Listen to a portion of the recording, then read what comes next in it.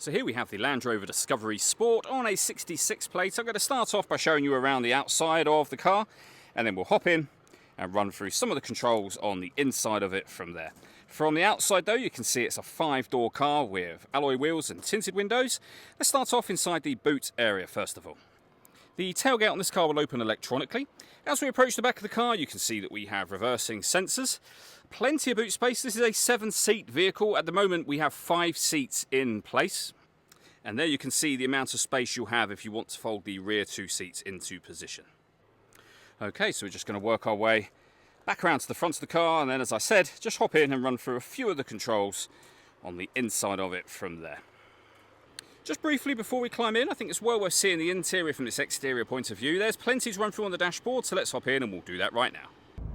Okay, now that we're inside the car, we're going to start with the dials. On the left-hand side, first of all, we have the speedometer. We have the rev counter over on the right-hand side. In the centre, the fuel gauge, coolant temperature gauge, the gear the car is in. It's an automatic, so we are, of course, in park at the moment, and we have a digital readout for the speedometer displayed in that section as well.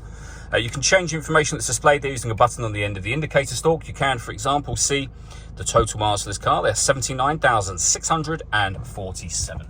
If we back out to the steering wheel next, we have our speed limiter, stereo and phone controls, the minus and plus pedal so that you can change up and down a gear manually with this automatic gearbox, and then over into the center, the main touchscreen for the car. So you can see we have satellite navigation, really nice clear color display, very easy system to use. We can access our home screen from here, and then from the home screen we can go to our audio menu if we wish to. This car, as you can see, has got DAB, FM and AM radio, auxiliary input. You can also stream your music wirelessly via Bluetooth audio, once that is you have paired your phone, which we're not going to do at this moment in time, of course.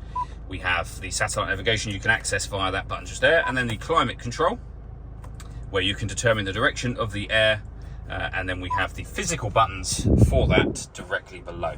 So again, you can adjust your temperature for both driver and passenger. When you're happy with that, you can control the fan speed.